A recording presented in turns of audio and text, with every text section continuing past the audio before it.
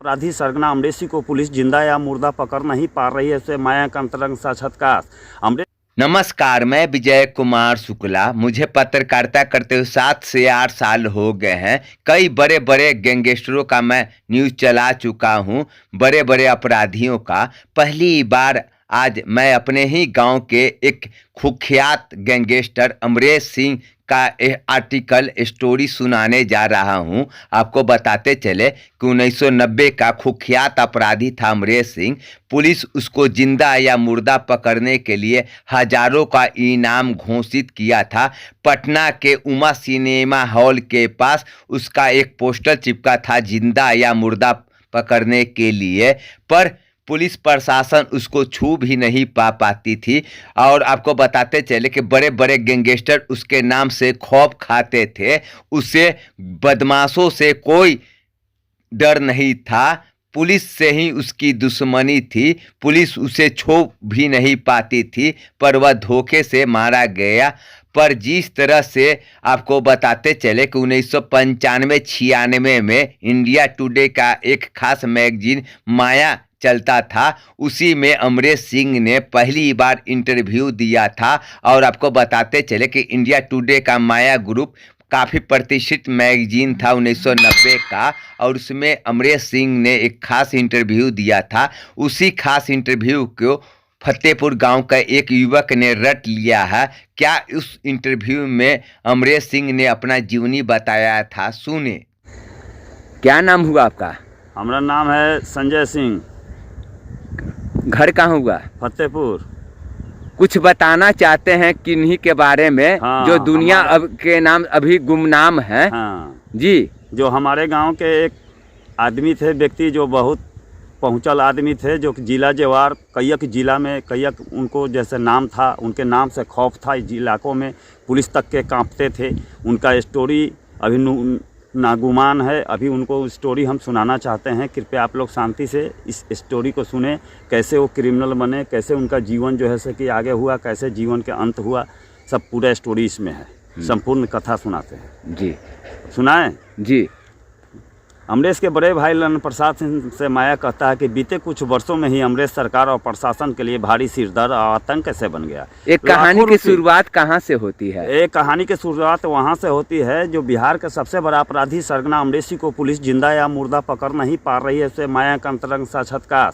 अमरेश के बड़े भाई लन प्रसाद सिंह से माया कहता है कि बीते कुछ वर्षों में ही अमरेश सरकार और प्रशासन के लिए भारी सिरदर्द और आतंक कैसे बन गया। लाखों रुपये फूंक चुकी बिहार पुलिस को कैसे उसने बिल्कुल दयनीय बना रखा है। अमरेश सिंह ने ऐलान कर रखा है, मुझसे मौत ही मिल सकता है, पुलिस नहीं। पुलिस और मौत अभी तक मेरे पास भटक नहीं पाया है, लेकिन माया से मेरा मुठभेड़ अवश्य हो गई है। बस्ती से बाहर एक स्थान पर अमरेश और माया के बीच सवाल जवाब का लंबा आदान प्रदान हुआ। प्रस्तुत है कुछ अंश। अमरेश सिंह से माया पूछता है कि आप पर चल रहे मामले की असलियत क्या है। अमरेश सिंह जवाब देते हैं, 50 से ज़्यादा मेरे ऊपर केस है, पर मेरे ऊपर जो भी केस है वह हत्या के प्रयास से संबंधित है। पर एक बात मैं साफ कर दूं, मैं प्रोफेशनल क्रिमिनल नहीं हूं, जो कि रुपये के लिए अपहरण और भाड़े पर किसी निर्दोष व्यक्ति को हत्या करते फिरते चलते हैं। मैंने आज तक किसी निर्दोष की हत्या नहीं की। मेरे हाथों से आज तक जो भी हत्या हुआ अपराधियों की ही हत्या हुई है। फिर माया पूछता है, आप अपराध की दुनिया में कैसे आए हैं। फिर अमरेश सिंह जवाब देते हैं, मैं एक अच्छे घर के खाते पीते घर का लड़का था। मेरे पिताजी श्री भुवनेश्वर प्रसाद सिंह बिहार सरकार श्रम प्रकाशक थे। वे 1988 में अपने सेवा से अवकाश ग्रहण किए। इसलिए एक अच्छे परिवार के एक अच्छी पृष्ठभूमि के युवक होने के कारण मेरे अपराध जगत में आने का कोई सवाल ही नहीं था। पटना में ही मेरी पढ़ाई लिखाई सब कुछ हुई। एक अच्छी ज़िंदगी थी जो बस एक अच्छी याद भर है। पर मेरे लिए 1988 मेरा अचानक ज़िंदगी ही बदल गया। मेरे सबसे बड़े बहनोई चंद्रशेखर सिंह की हत्या 11 नवंबर 1988 को खगोल में कर दिया गया। वे एक गैस एजेंसी चलाते थे, उसी का कुछ रुपया लेकर जा रहे थे कि पटना के कुछ शातिर अपराधी ने पीछा कर लूट कर उनकी हत्या कर दी। मेरी बहन उषा विधवा हो गया। इस हादसे ने मेरे परिवार का तोड़ कर रख दिया। हालांकि ऐसे हादसे बिहार में आए दिन होते रहते हैं, और जिनकी परिवार में ऐसी घटना होती है वे गम खा कर रह जाते हैं। पर पता नहीं क्यों मुझे ऐसा लगा, अगर मैं चुप रह गया तो स्वयं अपना ही अंत कर दूंगा। सन 1989 के अगस्त माह में मैंने उस हत्याकांड में शामिल लोगों को पता कर लिया और सारे लोग को खत्म कर अपने भीतर धधक रही बदले की आग को बुझाया। वह दिन और आज का यह दिन मेरा जिंदगी का रास्ता। मेरे पीछे कई विरोधी अपराधी गुट हाथ धोकर पड़ गए, साथ ही साथ पुलिस भी। उसके बाद तो सिलसिला ही चल निकला, कितने वाक़े गिनाए जाए। अमरेश सिंह से फिर माया पूछता है, क्या आप आत्मसमर्पण करना चाहते हैं? अमरेश सिंह फिर जवाब देता है, भला फरारी का जीवन किसे अच्छा लगता है, पर सरकार और प्रशासन ने मेरी इतनी नाकेबंदी कर रखा है, मेरा इतना भारी इनाम रख छोड़ा है, मैं बहुचाह कर भी आत्मसमर्पण नहीं कर पा रहा हूँ। अमरेश सिंह से फिर मैं पूछा, आपके पास कैसे और कितने हथियार है? अमरेश सिंह फिर जवाब देते हैं, AK-56 राइफल माउजर सब कुछ है। पूरी बिहार पुलिस फोर्स का मुकाबला 1 घंटे की नोटिस पर मैंने पूरी ताकत से कर सकता हूं, पर सही मायने में हथियार का कोई महत्व नहीं है। सर्वोपरि है जन समर्थन, जनशक्ति। अगर लोगों का समर्थन ना रहे तो दुनिया के सारे हथियार रखे रह जाएंगे, आप मारे जाएंगे। 7 जुलाई 1994 को अचानक पुलिस को पता चला। कई दिनों बाद अमरेश सिंह फिर से पटना पहुंचा हुआ है। पुलिस सक्रिय हो उठा। पुलिस को अपने मुखबिरों द्वारा जानकारी प्राप्त मिली कि अमरेश पटना के अपने पुराने अड्डे नाला रोड स्थित एक शराब व्यवसायी शालिग्राम सिंह की दुकान के पास पहुंचने वाला है। उस शालिग्राम सिंह से अमरेश सिंह को यूं बीच में थोड़ा मनमुटाव तब हो गया था जब शालिग्राम सिंह के 2 कर्मचारियों की बारी बारी से हत्या हो गई थी, पर बाद में अमरेश के साथ शालिग्राम सिंह के संबंध सुधर गए थे। 7 जुलाई 1994 की हुई हत्या से पटना पुलिस बुरी तिल मिलाई थी।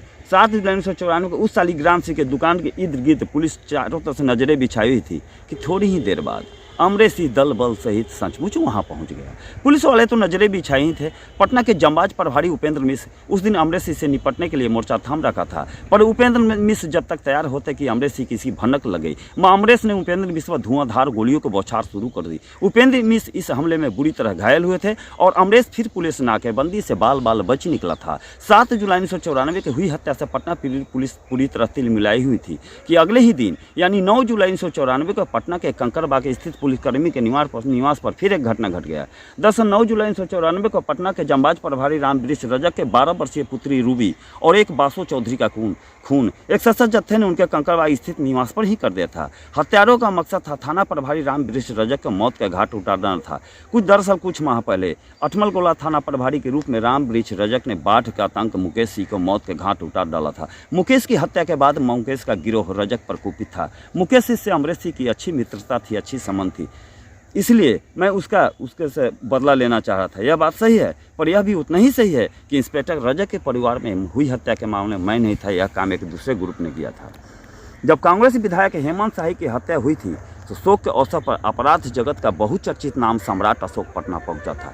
उस समय मैं पटना सिटी एसपी के अंडर में थे, यानी डॉक्टर अजय के अंडर में थे।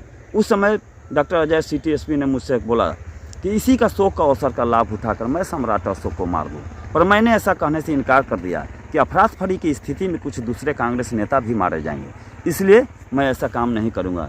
इसी सबसे पुलिस मुझ पर खपा हो गई। पटना के मौजूदा नगर रक्षी RS भट्टी भी मेरे पीछे हाथ धोकर पड़े। कई बार हमारे घर के आमतौर से उन्होंने कुर्की भी की है।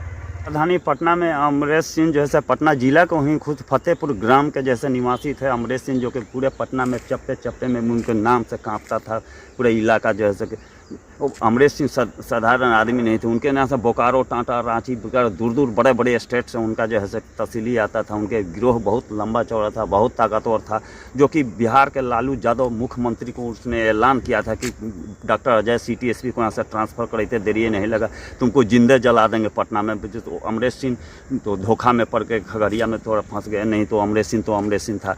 लेकिन क्या करें, अभी भी उनका जो है गैंग साधारण नहीं है। अमरेश सिंह का अभी जो जितना जाल फैला हुआ, जहाँ भी जाइएगा उनका वो हर जगह उनका नाम है, हर जगह। उन्होंने एक बार पुलिस को, बिहार पुलिस को उन्होंने जैसा कि 7 घंटा तक लगातार गोलियों के बौछार से टक्कर दिया था। अंत में बिहार पुलिस को पीछे बैक मार्च करने लगा, भागने के ऊपर जो है कि भागना एकदम मुश्किल पड़ गया।